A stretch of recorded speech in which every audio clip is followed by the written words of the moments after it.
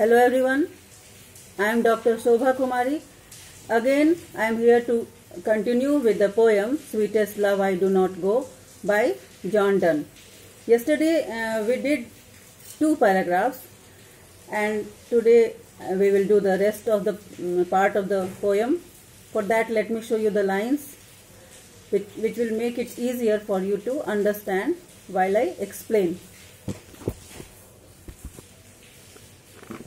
So here are the lines. This first paragraph, in the first paragraph the poem addresses his beloved, saying that he is going away for some work, not because she should not think that he is going because he is tired of her or he is going to find a better love for him. And then in the second paragraph he says, talks about the sun, saying that the sun also goes and comes every evening, and in the morning again it rises, and it does so even if it doesn't have any intention or desire. But here the poet has a desire to meet her, so he will come back, making his journey speedier. Now the third paragraph. Oh, how feeble is man's power, that good fortune fall cannot add another hour, nor a lost hour recall. But come bad chance, and we rejoice it to our strength, and we teach it art and length. O self, over us to advance. Here he says that man, in front of fortune, he becomes powerless, he becomes feeble, means weak, kamzor. Whatever falls in fortune, he accepts it. He cannot add another hour. If there is good fortune, he cannot add another hour, or neither he can bring back the time which has been spent. And if bad chance or if bad time comes, he leaves it to the his fortune to go on the way it wants. Then in the next paragraph, when thou sighest, this third paragraph, we can say it is a turning point in the poem. In the first 2 paragraphs, the poet assures his beloved that he would return, and in the next 4th and 5th paragraph, he is afraid that his beloved might do harm to herself or him, in the fear that he is going away from her. So the 4th paragraph says, when thou sighest, thou sighest not wind, but sighest my soul away. When thou weepest, unkindly kind, my life's blood doth decay. Here I read it wind because I will explain it to you, because W-I-N-D-E, wind, it is wind, but we have to read it wind because I had told you that the rhyming syllable is A, B, A, B. So here it is A and B, then again A. So if it is kind, then we have to, here we will have to read it as wind. So when thou sighest, here the poet says that the beloved, his beloved means much more to him. The air she breathes, or when she cries, the tears which flow, is not actually the air and the tear. It is the poet's blood which is within her. So if she sighs, takes long breaths, then the poet, she must think that she is giving out or breathing out the air which is the poet's blood.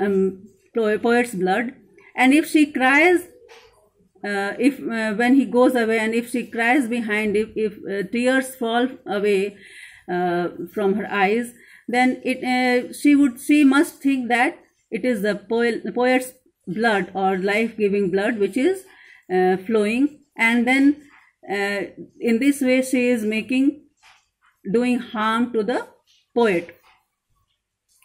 It cannot be that thou lovest me as thou sayest, if in thine my life thou waste, thy art the best of me.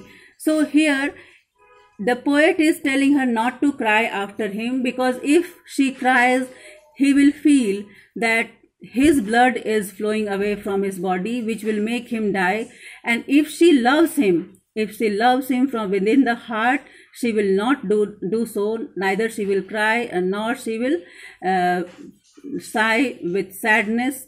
So he tells us that if she gives long breaths, she sighs or mourns after him, or if she cries after him, he will think that she doesn't love him and she is trying to do harm to him. So she is making harm, or she is making him diminish. So if she loves him, she will neither cry nor mourn nor be sad. In the last paragraph, let not thy divining heart forethink me any ill.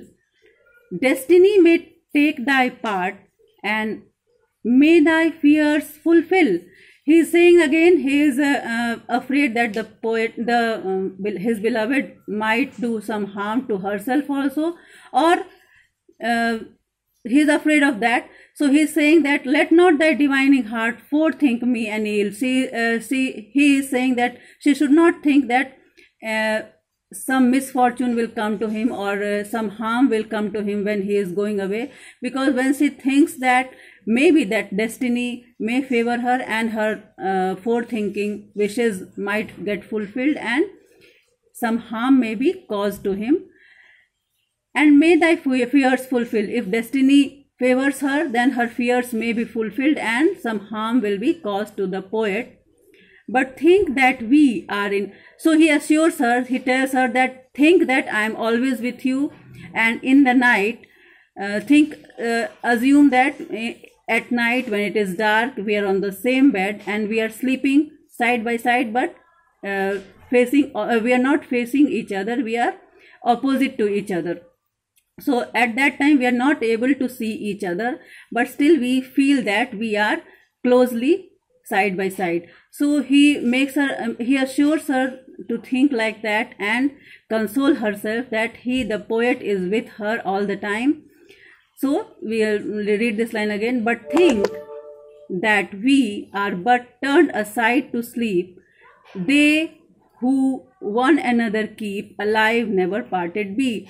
Means, suppose that I am always with you. In the dark we are not able to see each other, and we will this way we are never going to part away from each other. We will always be with each other all the time.